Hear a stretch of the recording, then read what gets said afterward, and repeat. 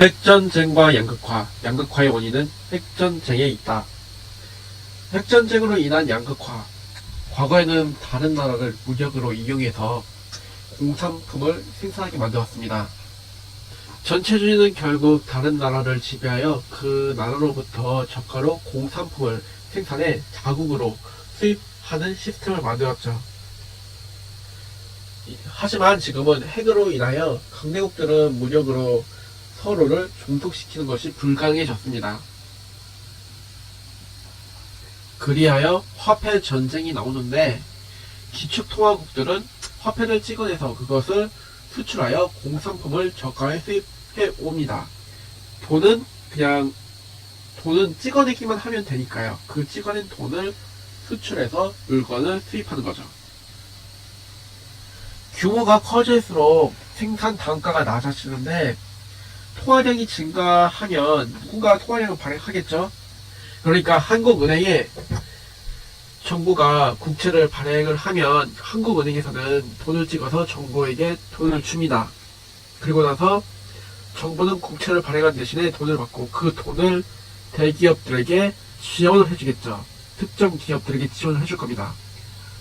그렇게 되면 특정 지배층에게 화폐 발행된 돈이 돌아가고 그들은 규모의 법칙에 의해서 부를 더욱더 크게 쌓을 수 있게 됩니다. 그것은 양극화를 가져오고요. 핵전쟁은 일어나지 않지만 인간은 죽습니다.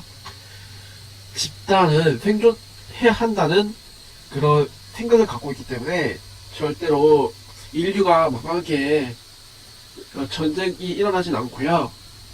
그렇기 때문에 핵전쟁은 해고산이 되어서 대규모 전쟁이 절대 일어나지 않습니다. 하지만 사람은 죽죠.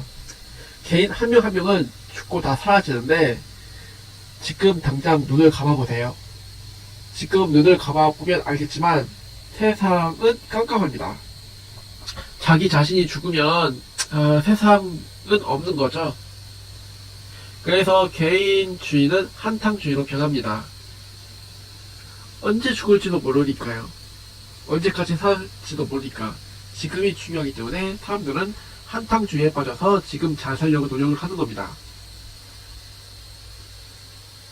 그리고 중요한 건 죽음이라는 게 있기 때문에 사람들은 두려워합니다. 그 두려움은 이존을 만들고요. 많은 사람들이 이존하는 것에는 환상을 가지게 되는데 종교라는 게 그런 특징이 있습니다. 핵은 통화를 팽창시키고 죽음은 사람을 바보로 만듭니다. 한 예로 죽음을 가지고 종교를 만들면 그 종교는 힘을 가지게 됩니다. 죽음에 대한 두려움을 이용해 문외한 사람들을 모으면 환상을 쌓을 수가 있거든요. 종교는 죽음 후 환상에 이전하고 그것은 집단적 의식으로 믿음을 강화시킵니다.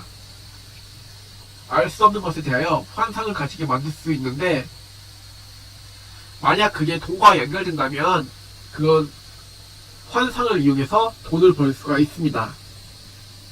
그렇기에 죽음은 사람들을 환상에 빠뜨리고 투기에 빠뜨리고 한탕에 빠뜨리고 더욱더 나아가 자신을 잊지 못하게 만들기 위해 아니면 자기 자신에 대한 이름을 남기기 위해 사람들은 무언가 노력을 하죠. 그렇기 때문에 죽음이 있는 한 환상이 있고 환상이 있는 한 시장에는 투기가 난무한다는 겁니다. 거품이 생길 수밖에 없고요.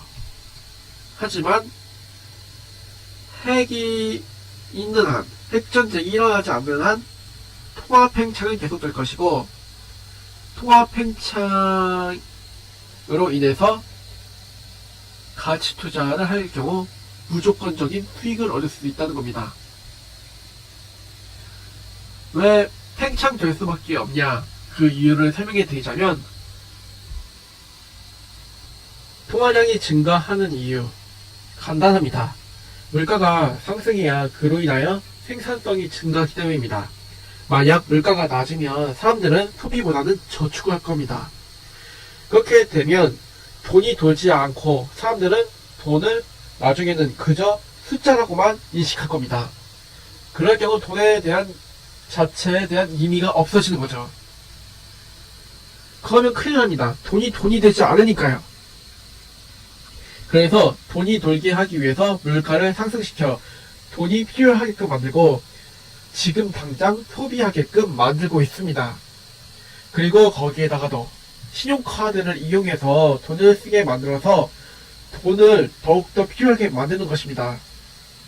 필요가 있는 건 가치가 있다는 거고, 가치가 있다는 것은 필요하다는 건 가치가 없는 것도 가치를 있게 만드니까요. 오늘 내용은 여기까지고요. 좋아요와 구독 꼭 부탁드립니다.